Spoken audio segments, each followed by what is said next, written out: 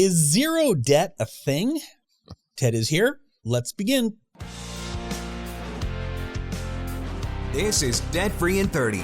Here's your host, Doug Hoyes. Ted, welcome back. The first 5 minutes of this podcast will be completely obvious. Okay. So if anyone wants to skip ahead 5 minutes, you do what you want to do. And then we'll get into the less obvious stuff. So I want people, stick with me on this. So when I say zero debt, Right. what is the first thing that pops into your mind?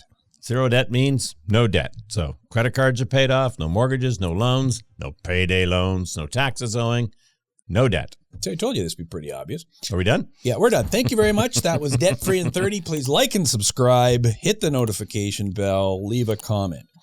Okay, so is zero debt the same as financial independence? In no way whatsoever. In no way whatsoever.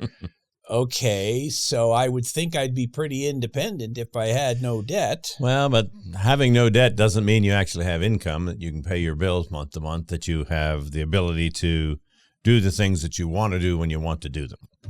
Gotcha. So would it be fair to say that zero debt is the first step in financial independence?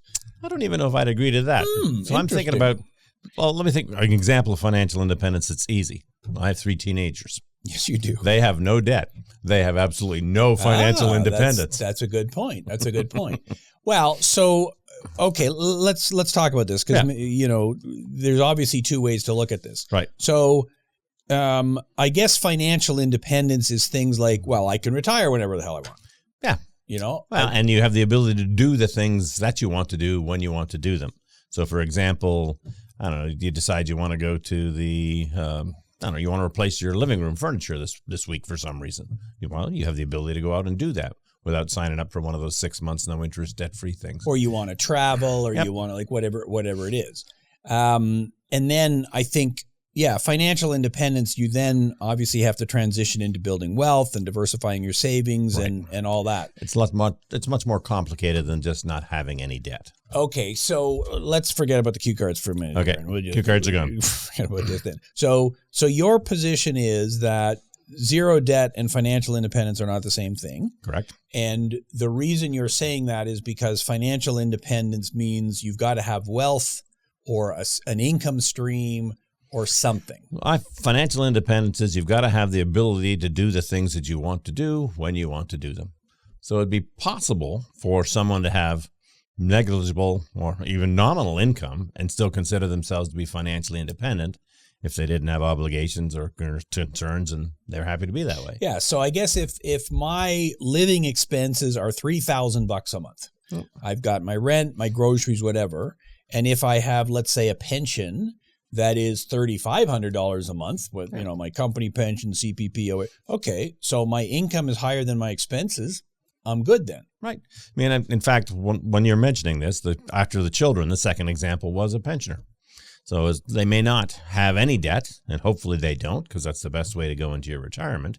But as long as they've got enough money coming in every month to maintain them in the lifestyle that they're accustomed to, I would argue they're financially independent. Okay, so let's look at it the other way then. Can you be financially independent and have debt? Certainly. So financial independence, again, we're back to you can do what you want to do when you want to do it, as long as you're servicing that debt and it's not impacting the other decisions, the other financial and lifestyle decisions you want to make. I don't see why you couldn't be. So the obvious example would be I've got a car loan or a car lease. Okay, that's debt. Well, I'm a car guy. Yes, you are. And, so I often do have car leases or car loans depending on what I'm doing with a particular car. I consider myself reasonably financially independent. We'll let the unless there's another pandemic, we'll decide on that. We'll let the listeners comment on that. Well, and in your example of cars, there are some very good reasons to have a car lease. Sure. And the most obvious one is it might be a tax deduction for you. Yeah, if you're using it for business, like if you're a taxi driver, okay, then it's pretty An Uber driver, an Uber a Lyft driver. Yes, exactly. Then okay, it's pretty obviously used for business, so then it's deductible, so the impact of that debt is far less. Right. There may also be deals at the dealership. Mm-hmm. Okay, well, you can pay cash or you can finance it, and it's actually cheaper to finance it. Okay, well, then I guess why wouldn't I finance it? Well, and there may be reasons to have some debt, things like credit cards and the like, so that you have something on your credit report in case you do need to borrow in the future. So that also supports it. So, okay, so it's not quite as simple as, yeah. Yep. So that's why I got to do a whole show on it, not just 5 seconds, you see. So yes, I think zero debt is a worthwhile target. I think that's an excellent goal for people to have, right? If you're working towards zero debt, the most importantly, it means you're not paying any interest. And interest is the charge you pay for using somebody else's money. You would much rather earn interest, which means somebody's paying you for using your money, than paying them. Well, and that's good because our show is called Debt Free in 30. So Right. that kind of gives away that my bias is that being debt free is a good idea. So, okay, let's go back to the cue cards here. Okay, back to cue and cards. see if we got all the answers right, because you of course only saw the cue cards 5 seconds before I pushed the green record button there. The impacts. There are psychological impacts of zero debt. So you and I just talked about some of the financial things. Yep. The obvious one would be I've got less stress. Well, and yeah, so maybe we flip that over the other way. Anyone who is carrying debt has some level of stress and anxiety because they've got this obligation to pay. The bigger the obligation, the more the stress. So obviously, no debt, no stress. And I'm getting a lot of calls these days, I'm sure you are too, with people who have mortgages. Oh, yes. And it's like, mortgages are good debt. I bought a house and everything, but I bought the house 2, 3, 4 years ago. And well, I guess if I bought it maybe 2 years ago, 3 years ago, it's possible that it's actually worth slightly less today than when I bought it. Well, and worse, the interest rate when you bought it was what, 2% on your mortgage, and now it's 5%? That's possibly the killer. If you're one of those people who in 2025 and 2026 has a mortgage coming up for renewal, and you got the mortgage at 2%, oops, and now you're going to be paying it for proof for positive. higher. There you go. There actually is coffee in his mug. Actually coffee in the mug there. As opposed to Dead's fake one. So for those listening on Spotify, we now have coffee all over our $1 million desk here. So if Scotty's would like to sponsor us. Exactly. Well, and apparently I was reading that one of the facial tissue powder, they're actually made in Canada. Oh, well, that's with good. Canadian wood and everything, so that helps the tariff thing. So let's not go there today. Okay, so we were talking. Oh yeah, mortgages. So the problem is, I renewed I had it at 2%, and now I got to renew at 4 or 5 or 6 or whatever. Yep. That's pretty stressful. Well, and that's a great example of somebody that probably thought they were reasonably financially independent, that's suddenly finding out that because the world has changed, they may not be anymore. Yeah, I'm not quite so independent. So even though my debt level hasn't changed, the carrying costs of that debt are way higher. Right. That's hugely stressful. And I guess the other opposite of stress, is, confidence, freedom, whatever it is. So if I have no debt, a feeling of well-being. There you go. Yes, we'll play some background music because we are wellness people here at Hoyes Michaels on the Debt Free in 30 podcast. So the ability to be able to make decisions without any kind of constraints. Right. So I want to move to a different province to get a different job. Well, I got no debt, no problem. I can pick up and do it. Lifestyle choices, whatever. So okay, so on a psychological level, there are certainly some advantages to having zero debt or very low debt. Your mental health will be better. Yeah, like how can it not be? Yep. Okay, let's talk money though, because you and I are not really the touchy-feely, wellness journey type people. Right. What are the financial benefits of zero debt? Now, you already mentioned one of them. Right. If you don't have any debt, you're not paying anyone else any interest. Interest is just you paying for using other people's money. And that's a big thing. So if you have, a mortgage where you're paying $2,000 or $3,000 or $4,000 a month in interest, right? And the guy I'm meeting with after we record this is paying $5,000 a month on his mortgage. Ouch. Now he's got a good job, he's making good money, but $5,000 is a pretty big number. Yep. Well, and think of the things you could do with that $5,000 if you weren't paying it to the bank or mortgage company. Well, probably I wouldn't need to work. Well, like you might not need to work. If my cash flow improved by $5,000 a month, that'd be a pretty big number. Wouldn't have to work as much, probably. Yeah, it would certainly help it. So okay, so no interest payments, that's an obvious one. Yep. And that obviously leads to improved cash flow then. Right. So if you're not laying out all that money for interest on the mortgage, that means you can, maybe get a higher quality cut of meat. You can buy, brand name, I don't know. Toilet paper. Sure, brand, that's right. Yeah. High quality toilet quality. paper instead of the rough stuff. Well, or you could be saving. Well, we'll get that's even more. That's what we would encourage. Yeah, that's the obvious thing. So so when you think about this, the whole zero. Should I go for zero debt? There are positives in that my life is way less stressful. Yep. I don't have to. I've got fewer worries. Mm-hmm. But the negatives are. Well, so what are the negatives then? Like, what's the downside here? So you mentioned about credit reports. So right. let's talk about that Okay. then. So if I have no debt, my credit score is not necessarily going to be very good. Yeah, I remember when I graduated school, I went out to get a car loan for the first one. They only just started a job, so they wanted a cosigner. And so my mother's husband at the time agreed that he would cosign. This gentleman never had any kind of consumer credit for 20 years. And so the bank just looked at him and said, well, you've got lots of assets. You're in a great financial position, but your credit record sucks. He wasn't any help to me. And so you're telling the Warren Buffett story, I assume. Yes. Well, like that's not the actual guy you're talking about. I am. He's my grandfather. He's your grandfather. Or my mother's husband yeah. or something. That's right. So Warren Buffett has, I think, like $100 billion in his pocket. Probably or more. And therefore probably is not carrying a balance on his credit card. He's lived in the same house for, I don't know, right. 50 years or whatever. He's driving the same car. Whatever. So he probably doesn't have a mortgage. So his credit score is probably not 900. Right. Now, in his case, it's like he doesn't care. Right. Like if he wants to buy something for $1 billion, he just takes the cash out and buys it.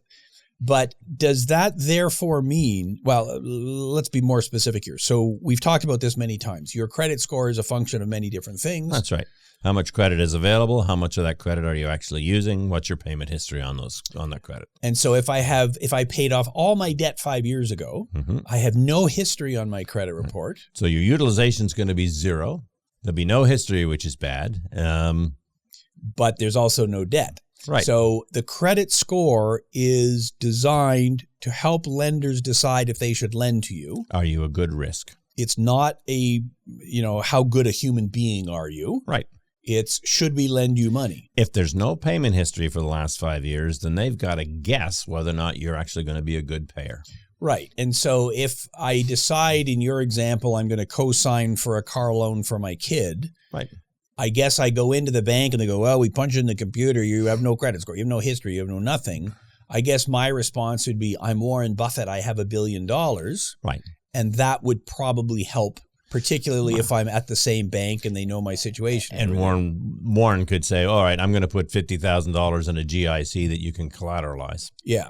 And that'll be the security. And I guess why doesn't he just buy the kid the car and loan the kid the money? Because he's trying to teach the kid a lesson. Teach the kid a life lesson. Well, and build up the kid's credit perhaps too and so on. Yep. So, okay, so we understand why having credit helps your credit score. Right. But that doesn't answer the question of whether that's a good thing or not. Correct. And I guess it depends, am I going to need my credit score at some point in the future? Well, so let's talk about opportunity costs. Right. So if you have no debt and you're not willing to take on any debt, are there going to be opportunities that you're going to miss out on? So give me an example of what you're thinking about here. A simple example would be there's a sale at the furniture store. You want to replace all your living room stuff. Well, you haven't got the cash, but they're doing 0 interest for 3 years. Why wouldn't you do that? Well, because now you got debt. Right.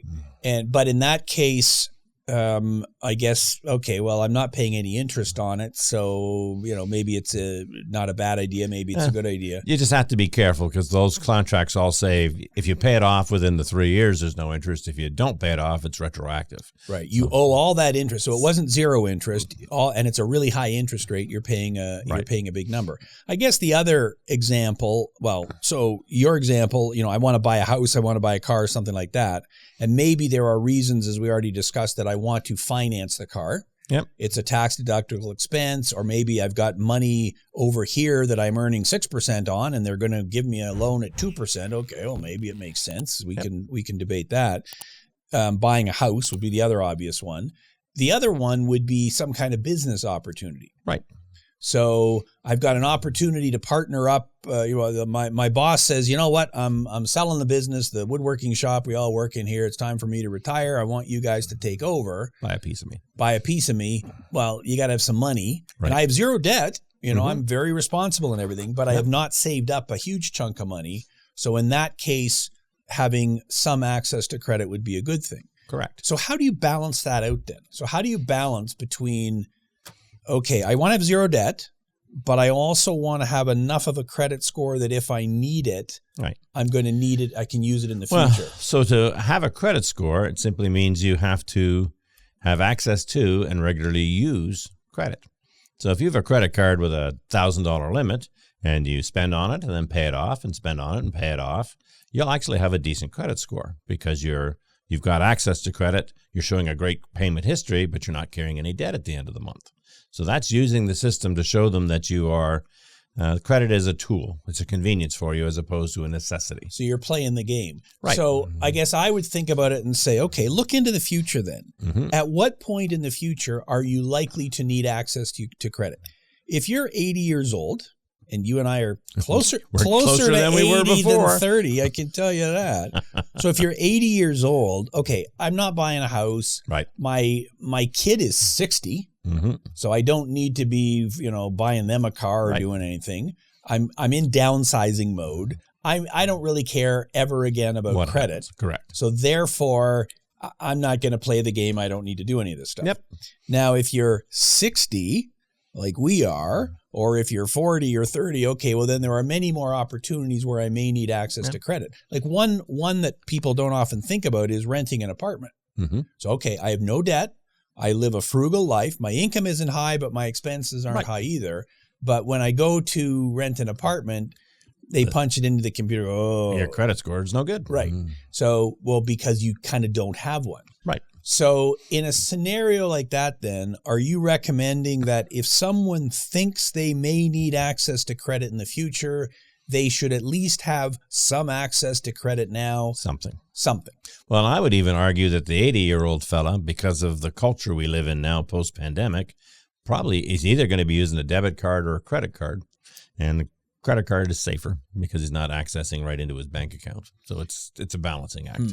Yeah, I guess if you have a credit card with $1,000 limit, the most you can get scammed for is $1,000. If you got $10,000 in your bank account, well, then I guess the most you can get scammed for is $10,000.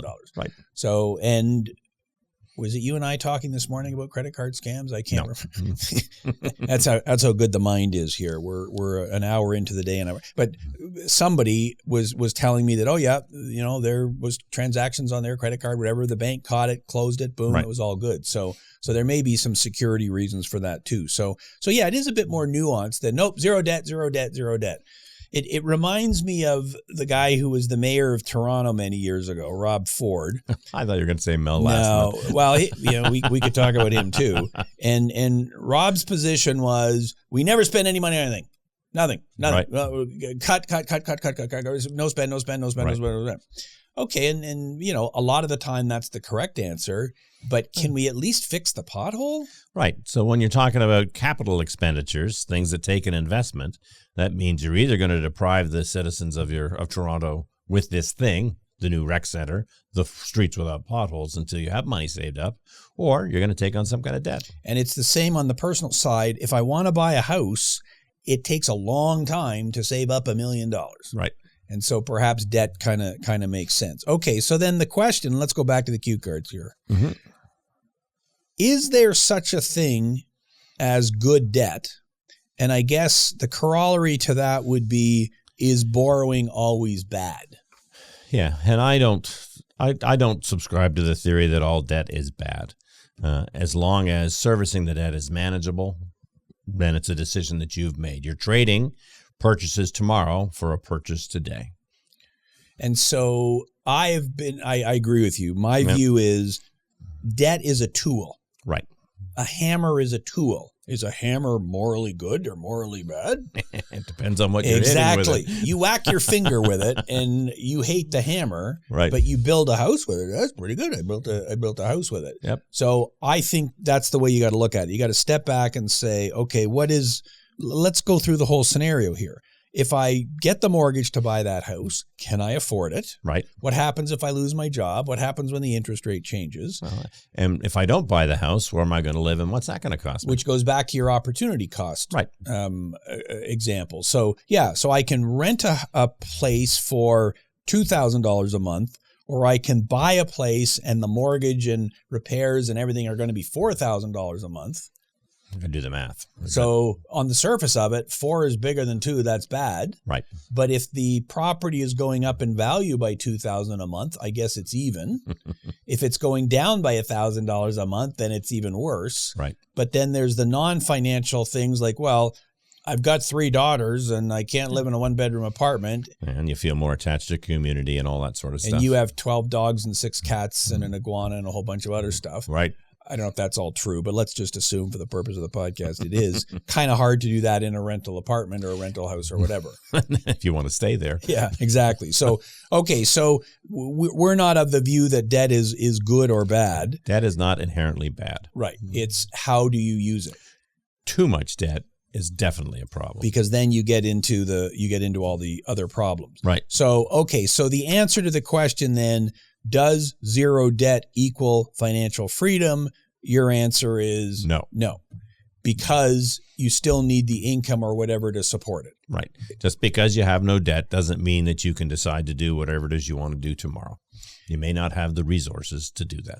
Okay, so if someone is watching us today and they're going, boy, that's a lot of coffee you spilled on the table there.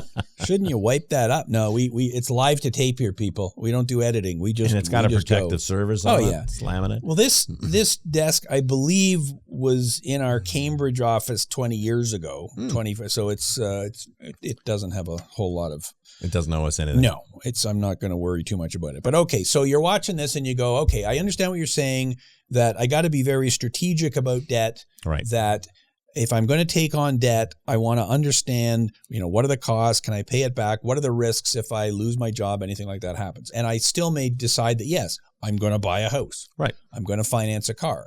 Maybe I am going to finance the furniture because they got the no interest for 2 years deal and I know I can pay it back or whatever. Right. Cool.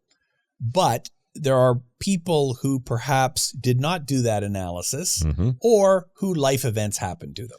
Well, I mean, there's a whole industry out there. I believe they're called marketers to try to convince you not to think about any of that stuff. Exactly. You got to have the product today. And there are some cases where, okay, my car breaks down. I have to fix it. I don't have the money to fix it. I've got to take on debt.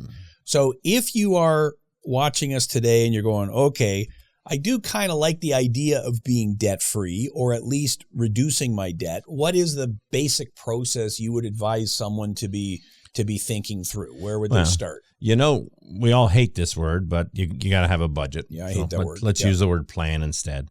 So start with an assessment of where you're at.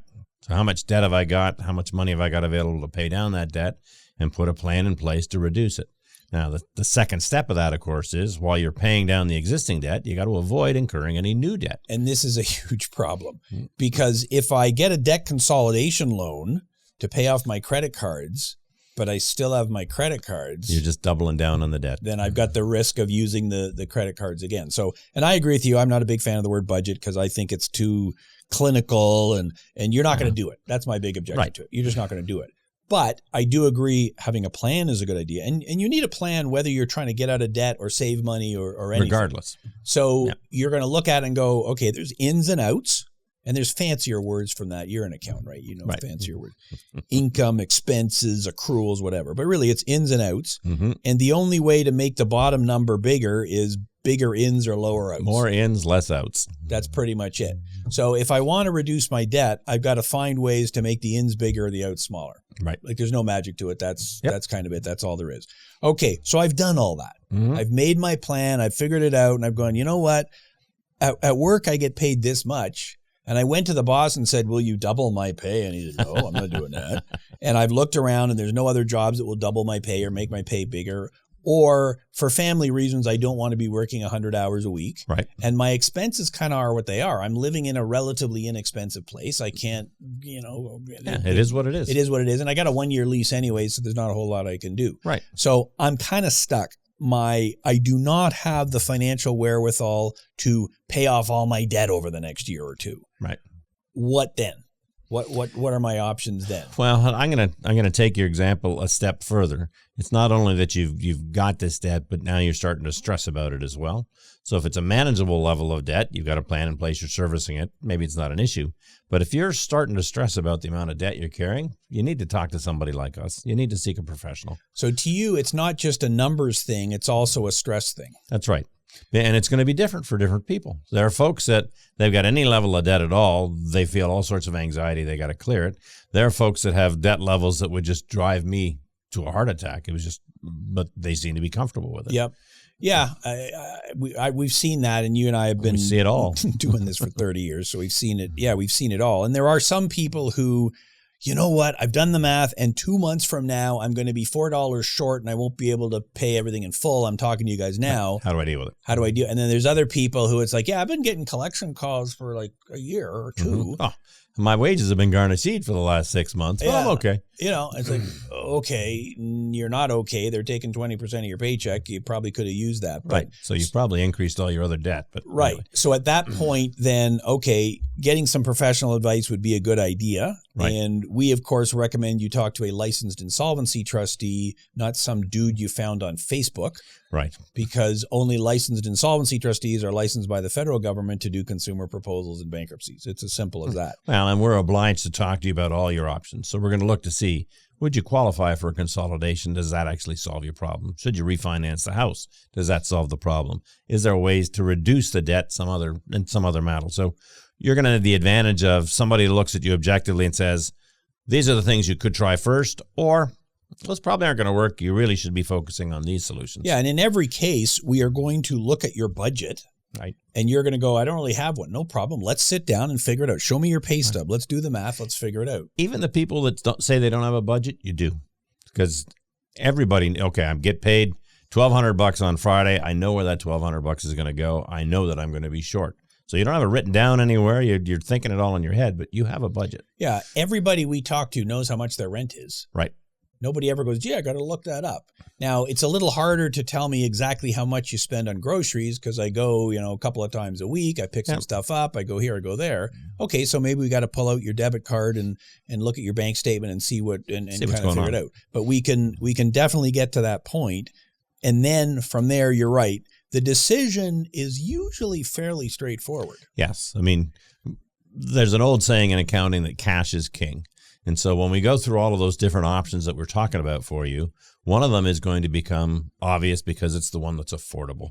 So there's no point trying to find a plan to deal with your debt if the solution is going to cost you enough money that it doesn't solve the problem. Well, I believe last week we talked about our Joe Debtor study. I believe we did. And I believe the numbers were something like the clients we deal with have debt service costs, principal and interest of something like $24.50 a month. Correct. And they have $288 to pay them. I got $300 available to pay $2,500. Clearly the math does not work. Can't be done. So unless they can increase their income by $2,500 or at least a couple of thousand. Or they spiral up the debt. Right. Every month. And that's how they've been doing it before they get to see us. So so if you're in that situation, zero debt isn't your worry. Right. Zero debt's a dream. Yeah, you got to start there. So okay, so I think to summarize everything then, what you are saying is zero debt, sure, it's a worthy goal. Yeah. But it's kind of like, running a marathon is a worthy goal too. I think you know my feelings on that. Yes, you will not be doing that. I'd love to, but unlikely I'll be doing it either.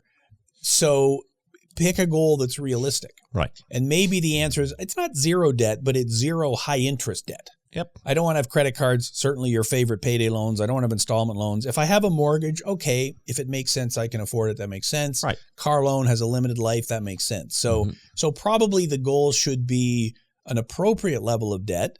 Zero is great if you can do it, but you also want to bring in all your other financial goals as well. Yeah.